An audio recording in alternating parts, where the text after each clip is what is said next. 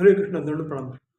भगवद गीता के अध्याय 3 के श्लोक क्रमांक 42 और 43 के बारे में हम विचार करें। अज्ञान दिवरान जस्य ज्ञानांजन शलाकया चक्षुरुन्मिलितं तस्मै गुरवे नमो विष्णुपादा कृष्ण पृष्ठा भूतले श्रीमती भक्ति वेदांत स्वामी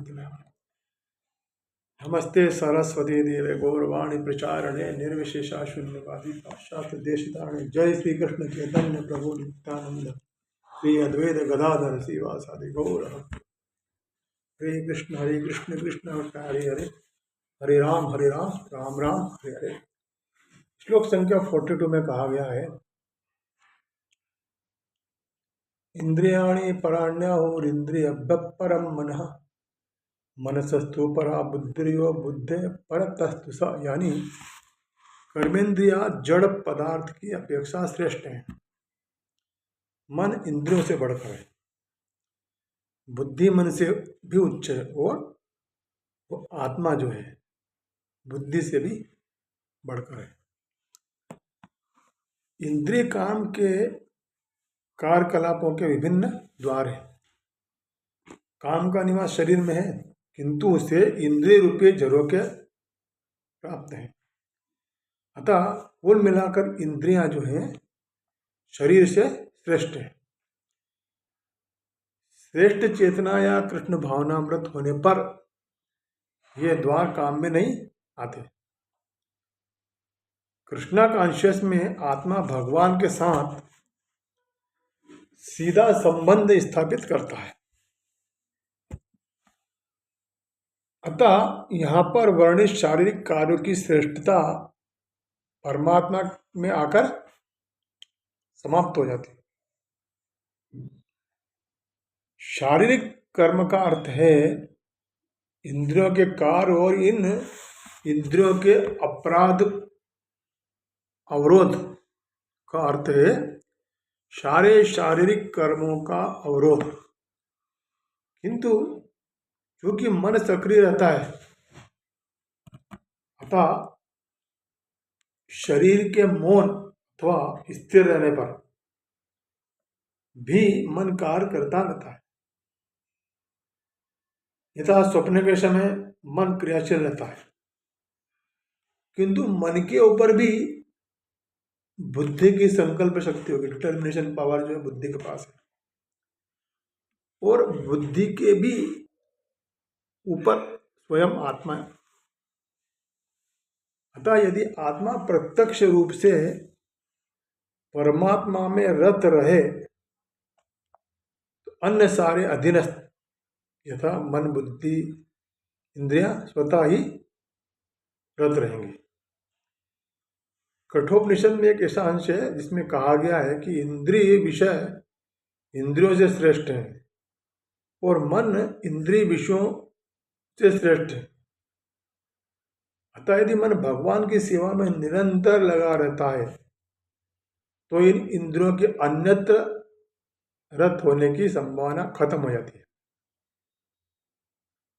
इस मनोवृत्ति की विवेचना की जा चुकी है शास्त्रों में। परम दृष्टा निवर्तन्ते, यानी यदि मन भगवान की दिव्य सेवा में लगा रहे तो तुच्छ विषयों में उसके लग पाने की संभावना नहीं रहती है। कठोपनिषद में आत्मा को महान कहा गया है। अणुरणीयान महतो मैया ने, आत्मा अणु से भी सूक्ष्म है और महत्तम से भी महत्तम है। आत्मा की का एरिया बताया गया है कि जो बाल के नोक है उसका 10,000 अंश ये उसका साइज है आत्मा का। अतः आत्मा इंद्रिय विषयों मन तथा बुद्धि इन सबके ऊपर है। अतः सारी समस्या का हल यह है कि आत्मा के स्वरूप को प्रत्यक्ष रूप से समझा जाए। मनुष्य को चाहिए कि बुद्धि के द्वारा आत्मा के स्वाभाविक स्थिति को ढूंढे और फिर मन को निरंतर कृष्ण भावनामृत में लगा रखे। इससे सारी समस्या हल हो जाती है। सामान्यतः नव दीक्षित अध्यात्मवादी जो रहते हैं उनको इंद्रिय विषयों से दूर रहने की सलाह दी जाती है। किंतु इसके साथ ही मनुष्य को बुद्धि का उपयोग करके मन को सशक्त बनाना होता है। यदि कोई बुद्धिपूर्वक अपने मन को भगवान की शरणागत होकर कृष्ण भावनामृत में लगाता है तो मन स्वतः सशक्त हो जाता है। और यद्यपि इंद्रियां सर्प के समान अत्यंत बलिष्ठ होती है, किंतु ऐसा करने पर मन को भगवान में लगाएं तो इंद्रियां दंतविहीन सर्पों के समान हो जाती है, अशक्त हो जाती है।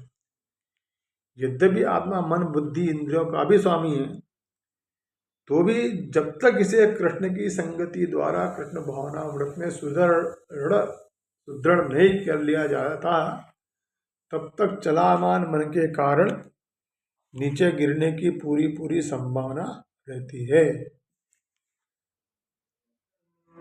अगले 43 श्लोक में कहा गया है, एवं बुद्धे परम बुद्ध्वा संस्तब्धात्मानमात्मना जय शत्रु महाबहो काम रूपम दुरासदम। यानी भगवान कहते हैं कि हे महाबाहु अर्जुन, अपने आप को भौतिक इंद्रियों मन तथा बुद्धि से परे जानकर मन को सावधानी पूर्वक आध्यात्मिक बुद्धि यानी कृष्ण भावनामृत में स्थिर करके आध्यात्मिक शक्ति द्वारा काम रूपी दुर्जय शत्रु है उसको जीता जा सकता है। यह अंतिम श्लोक है भगवद गीता के 3 अध्याय का। इसका निष्कर्ष मनुष्य को यह निर्देश देता है कि वह निर्विशेष शून्यवाद को चरम लक्ष्य न मानकर अपने आप को भगवान का शाश्वत सेवक समझते हुए कृष्णा कॉन्शियस में प्रवृत्त हो। भौतिक जीवन में मनुष्य काम तथा प्रकृति पर प्रभुत्व पाने की इच्छा से प्रभावित होता है।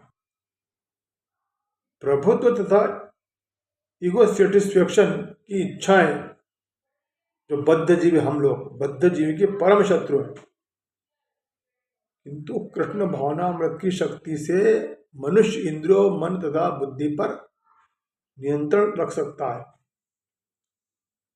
इसके लिए मनुष्य को अपने सहसा नित्य कर्मों को बंद करने की जरूरत नहीं है, नित्य कर्म चलते रहना चाहिए।